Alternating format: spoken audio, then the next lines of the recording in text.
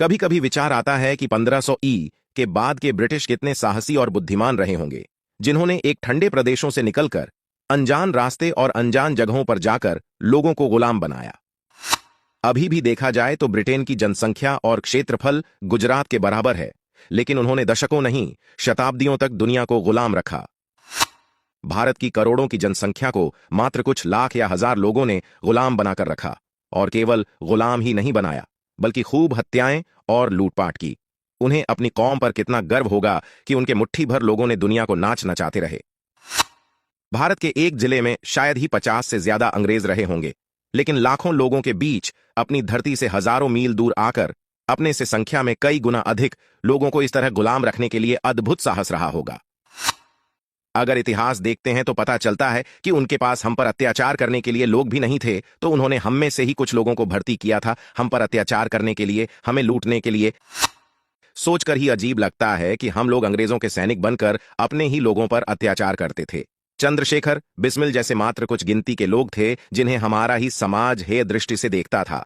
आज वही नपुंसक समाज उन चंद लोगों के नाम के पीछे अपना कायरतापूर्ण इतिहास छुपाकर झूठा दंभ भरता है। अरब के रेगिस्तान से कुछ भूखे, जाहिल, आतताई लोग आए और उन्होंने भी हमको लूटा, मारा, बलात्कार किया, और हम वहां भी नाकाम रहे। उन्होंने हमारे मंदिर तोड़े, हमारी स्त्रियों से बलात्कार किए, लेकिन हमने क्या किया?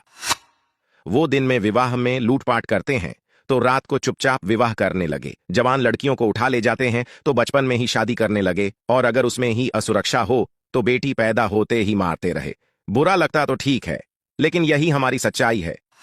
हमने 1000 सालों की दुर्दशा से कुछ नहीं सीखा। उल्टे आज हमारी जनसंख्या का एक हिस्सा उन्हीं अरबी अत्याचारियों को अपना पूर्वज मानने लगी है, कुछ उन ईसाइयों को अपना पूर्वज मानने लगी है। यानी हम स्वाभिमानहीन लोग हैं। स्वतंत्रता मिलने पर भी हम मानसिक गुलाम ही रहें। दूसरी तरफ हमारी व्यवस्थाएं भी सड़ी हुई हैं, जिन्होंने इन सभी नाकामियों का कभी मंथन ही नहीं किया। हमारे ऊपर जब आक्रमण हो रहे थे और हम जब एक युद्धकाल से गुजर रहे थे, हमारी बहुसंख्यक जनसंख्या इस मानसिकता में थी कि को नरिप हो हमें का हानि। मतलब उनको युद्ध से, राज्य से, राजा से कोई मतलब नहीं था। ये सब बस क्षत्रिय के काम थे। उनको करना है तो करें, नहीं करना तो नहीं करें। यही कारण था कि मुस्लिम आक्रमण से राजस्थान क्षेत्र छोड़ दाचकर समस्त भारत धराशाही हो गया था, क्योंकि राजस्थान में क्षत्रिय जनसंख्या अधिक थी तो संघर्ष करने में सफल रहे। आज इजराइल बुरी तरह शत्रुओं से घिरा हुआ है, लेकिन सुरक्षित है, क्योंकि वहां के प्रत्येक व्यक्ति की देश और धर्म की सुरक्षा की जिम्मेदारी है। लेकिन हमने ये कार्य केवल क्षत्रियों पर छोड़ दिया था, जबकि फौज में भी युद्ध के समय माली, नाई, पेंटर, रसोइया आदि सभी लड्ढाका बनकर तैयार रहते हैं। हमने युद्ध काल में भी परिस्थितियों को नहीं समझा और अपनी योजनाएं नहीं बनाई, अपनी व्यवस्थाएं नहीं बदली। अंबेडकर जी का वह कथन सोचने पर मजबूर कर देता है कि यदि समाज के एक बड़े वर्ग को युद्ध से दूर नहीं किया गया होता तो भारत कभी गुलाम नहीं बनता। जरा विचार करके देखिए कि मुस्लिमों एवं अंग्रेजों से जिस तरह क्षत्रिय लड़े, अगर पूरा हिंदू समाज क्षत्रिय बनकर लड़ा होता तो क्या हम कभी गुलाम हो सकते थे?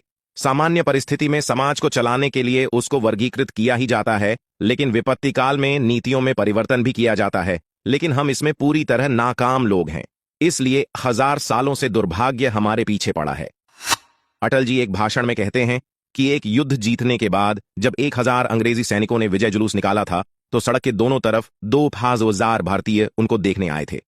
अगर ये 2000 लोग पत्थर डंडे से भी मारते तो 1000 सैनिकों को भागना भी नहीं आता, लेकिन ये 20,000 लोग केवल युद्ध के मूक दर्शक थे।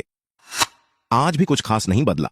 मुगलों और अंग्रेजों का स्थान एक खास खानदान ने ले लिया और वामपंथियों, सेकुलरों के रूप में खतरनाक गद्दारों की फौज भी पैदा हो गई। लेकिन सबसे बड़ी विडंबना यह है कि हम आज भी बंटे हुए हैं, 100 करोड़ होकर भी मूक दर्शक बने हुए हैं।